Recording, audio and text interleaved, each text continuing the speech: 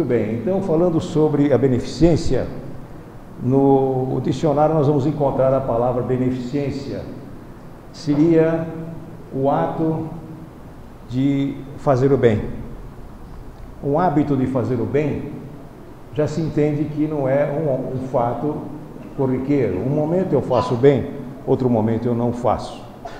Mas o hábito significa alguma coisa que já está consolidada e já não é mais por acaso, é um hábito, é uma mania certa, uma forma certa. Naquele momento, meu hábito é este.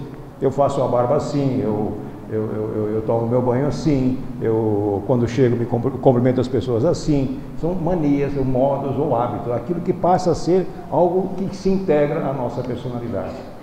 Então olha que coisa linda, né? A beneficência não é nada mais, nada menos do que um ato já acomodado, consagrado por cada um de nós. E que ato é esse? O ato de fazer o bem. E por que fazer o bem?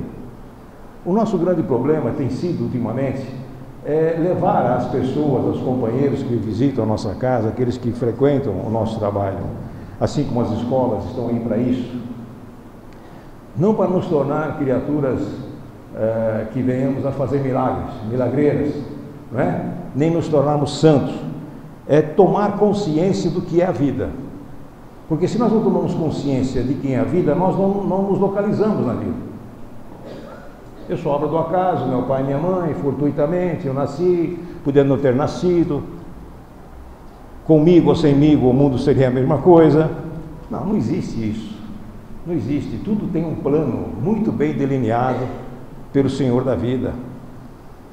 É que Deus foi colocado tão distante de nós, tão longe, que as religiões o fizeram assim, para poder entrar no meio e servir de intermediário, de despachantes entre nós e o Criador. Jesus trouxe o Pai e disse mais ainda: vós sois deuses. Mais do que isso, por que eu tenho que procurar Deus lá fora, se eu sou Deus? Nós somos Deus, todos. Não disse só os que estão na sociedade, só os bem aquinhoados, né? Só os educados são Deus. Todos, vós sois deuses. O mais vil dos homens é Deus. Claro que não é um Deus na essência, pronto, preparado, mas na essência da criação, sim. E isso é o que é o mais importante. Por isso nós temos que passar pelo rameiro das evoluções, ou rameiro da evolução, muitas e muitas encarnações. Não temos muitas vidas, temos uma única vida só. É necessário voltarmos um pouquinho atrás para entender o que significa beneficência. Por que trabalhar na beneficência? Por que buscar ser caridoso? Por que a doutrina espírita fala que fora da caridade não há salvação? Seria um dogma? Seria uma imposição? Seria uma ameaça? Como é que eu vou ser caridoso? Como é que eu vou fazer a caridade se eu não tenho com o que fazer? O que eu ganho mal dá para mim viver. Nosso querido Emmanuel, no livro que trata sobre a gênese da humanidade, ele coloca como a gênese espiritual e coloca também a gênese material, como tudo foi acontecendo nesse orbe e como tudo acontece em todos os orbes existentes no espaço. Por isso a casa do meu pai tem muitas moradas, é o infinito, a casa do Senhor. E o nosso querido Emmanuel nos alerta para que todas as noites nós façamos uma reflexão, procurando, ainda que morando num apartamento, abrir a janela e olhar para o espaço, tentar ver parte do infinito, né? E tirar de lá que aquelas estrelas que ali brilham são mundos avançados que aguardam a nossa presença. A doutrina dos Espíritos tem esta ousadia. Emmanuel foi ousado em fazer isso, porque ele se espelhou, tenho certeza também, em Maria de Nazaré, a mãe de Jesus.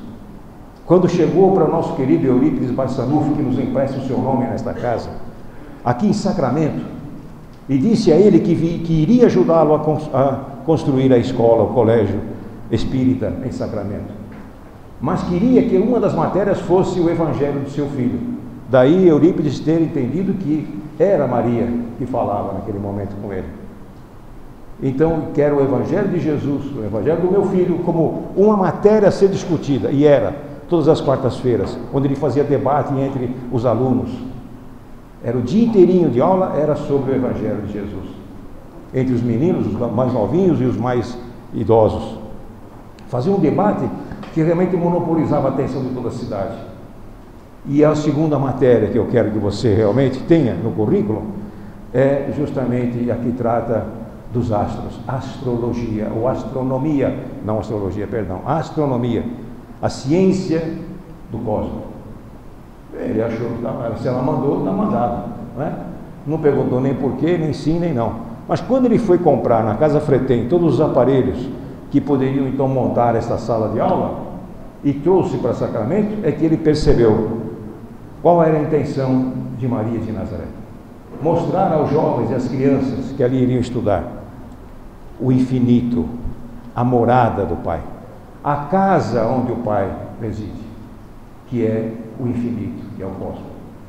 Para tirar o homem dessa ideia de que ele está na terra e só a terra, e que ele está olhando para baixo e vendo o seu próprio umbigo, esquecendo que os outros também o têm. Quis abrir a mente, quis acordar os homens, espiritualmente falando, porque materialmente estamos todos acordados e muito bem, mas espiritualmente, muitos de nós ainda estamos cochilando. Então, nosso querido Emmanuel inicia o estudo sobre a doutrina dos Espíritos, falando sobre a Gênese, o início, como os mundos se formam. E falam também como se formam as criaturas e como se forma o Espírito. Falou de uma forma tão en passant que nós deixamos para lá porque achamos que era uma coisa que não tinha cabimento. Mas o tempo foi passando. E passando o tempo, consolidam-se as ideias que antes eram apenas alguma coisa pueril, para depois vir trazer para nós a verdade. A verdade que vem trazer consistência, firmeza para as ideias que nós temos que manter. Porque como é que pode se construir um edifício em cima de um pântano? A não ser que você faça, né, um bom reforço desse pântano. Coloque bastante estacas, prepare bem preparado, aí você pode construir, que ele vai movimentar todinho, né, dentro desse pântano sem cair. Ou seja, construir a nossa casa em terreno fértil, na rocha, e não em terreno arenoso. E quem constrói realmente esta casa, seja uma choupana, seja um prédio, em cima da rocha, está tranquilo. Não vai ser surpreendido de forma nenhuma. A vida está nos mostrando isso todos os dias. E ele começa dizendo que o Pai enviou para a terra a mônada, ou a centelha divina. Mônada, porque é uma palavra usada pelos nossos irmãos hindus. Os Brahmas também falavam a mesma coisa, os Vedas. E a doutrina espírita fala em energia, já é o mesmo elemento.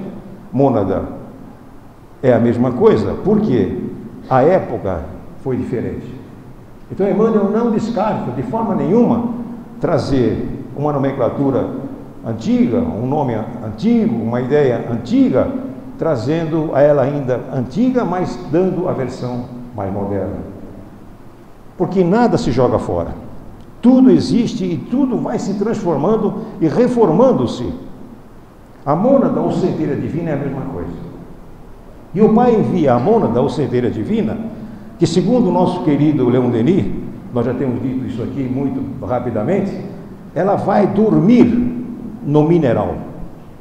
A mônada é o ser espiritual.